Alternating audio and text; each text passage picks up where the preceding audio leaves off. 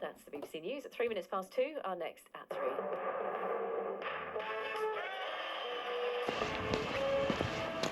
Well, thank you, Catherine.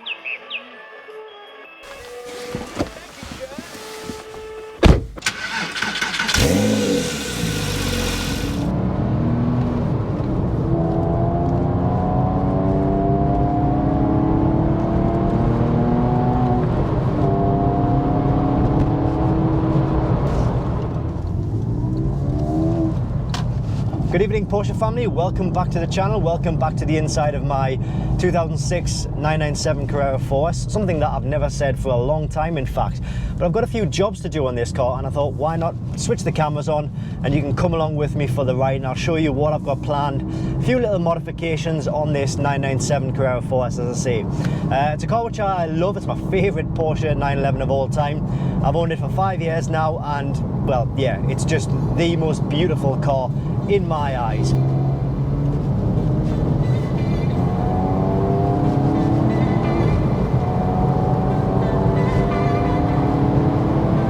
Now, this place is a bit of a dump at the minute, but I need to get the Cayman out so I can put the 911 in.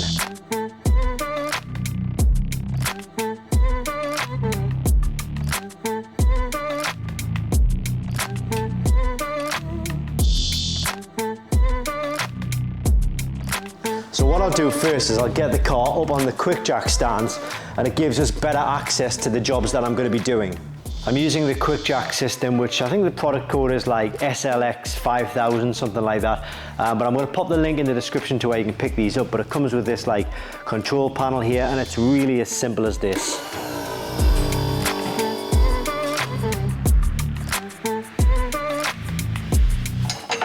So then we use these little stopper plates,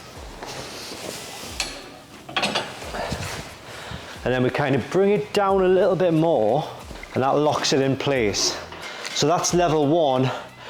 There were 2 levels. We don't need to take it any higher than level 1, to be honest with you, for the jobs that I'm going to be carrying out. And once the car's in place, you can remove the hydraulic cables and just tuck them in if you need to, and it makes the whole work area just that little bit cleaner. First job is to remove this front splitter. If you follow the channel, you'll know for a couple of years I have been meaning to change this splitter. It's absolutely wrecked. I don't hold back when I'm driving this car, and it does take a few bumps and scrapes along the way. So it's just held on with 2 grommets, which if these break, it doesn't really matter because the new splitter comes with new grommets. But there's one on that side, one on the other side as well. Well, it seems that the one on this side is not even there.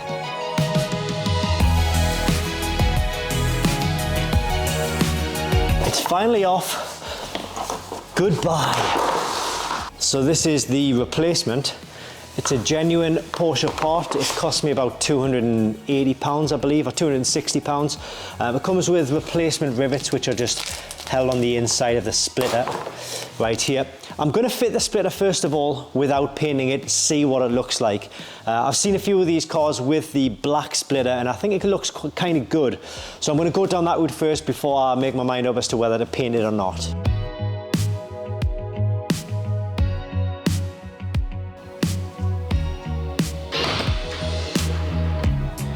Next up, I'm feeling a little bit playful.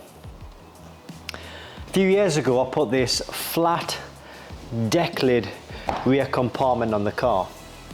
It actually came with the GT3 Aerokit spoiler, and I'm going to put that back on. It's actually quite a simple process. We've got 2 10mm bolts on this side, 2 10mm bolts on the other side, an electrical connection in there somewhere, and the whole thing just lifts off.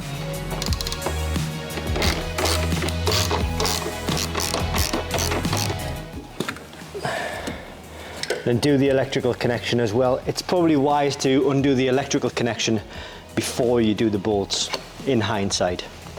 And then we can just remove this whole section.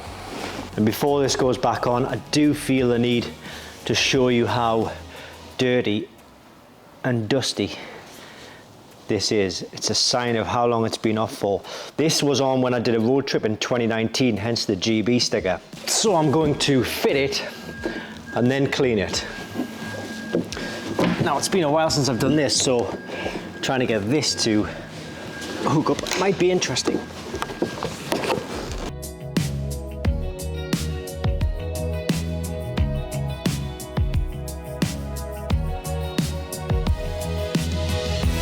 So they all seem in place. Obviously we'll need to do a test and line it all up, but we'll put the electrical connector back in. And then we've got a wire here which can be tucked into this little holder, and it just stops this wire from getting frayed when you're opening and closing the deck lid. All right, so now the moment of truth.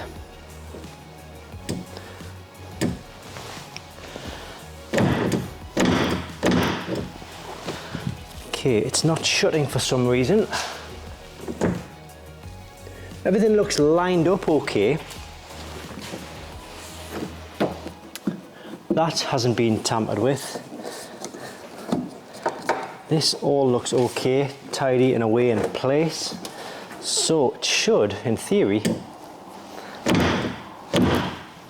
there we go. Just need to be a little bit more forceful. And the lines all look really good on every section. Match this up perfectly. Now it's time to give it a clean.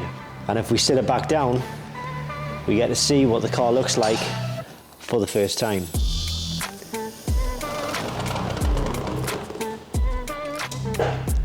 That looks nice. So for anybody who's quite newish to the channel, they may not have seen this car on the channel before. It does have a few other modifications which I'll talk you through now. So suspension wise, we're on the original dampers, but it does have 20mm lowering springs. They are iBack Pro lowering springs, and obviously that just sort of brings the stance down a little bit, fills the arch there, fills the gap between the tyre and the arch. We've got these Porsche decals on the side. That's fairly easy enough. It does have rear tints, so we've got tints. It does have side tints, but the darker tints are on the back windows, the back three windows. This window is a lighter tint. Oh yeah, GT3 wheels. So these are genuine GT3 wheels. Obviously it's not a GT3. The problem we have is that the GT3 is a narrow body, so if we put these wheels on this car, these wheels will sit further in. So the way to do that, obviously this is the 4S, so it's a wide body car. So we've had to put 20mm spacers between the hub and the wheel itself, and that sort of brings the tyre out, brings the wheel out in line with the flush arch there. So that's what gives it sort of a bit of a wider stance. I'm not sure if it was made clear as well, but the front bumper and the rear wing and the side skirts, they are part of the 997 Aerokit package.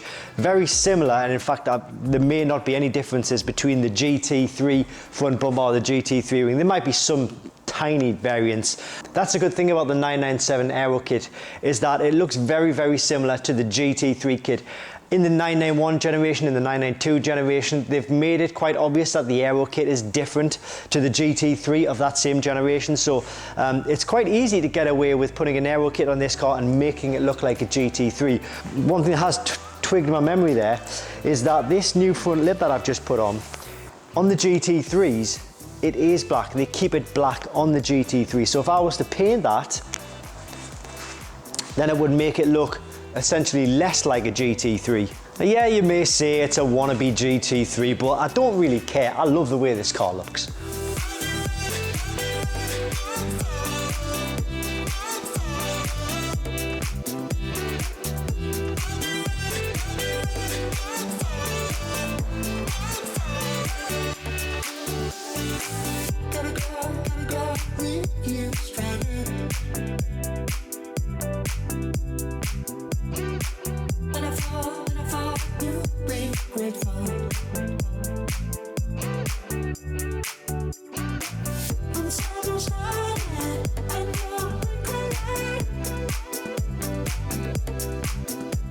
And while I'm not about to go into any great detail about my finances, the ironic thing is that I could afford and I could go out and buy a 991 or 997 GT3 right now if I really wanted to, but I don't want to. I love the way this car looks, I love the way this car feels, and I think in the modern world, with the whole Instagram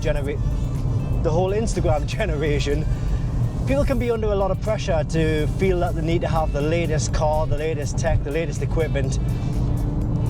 And there's something quite soothing, something quite relaxing about just being content with exactly what you've got. And I'm very content with this car. What is that boy doing in the background there?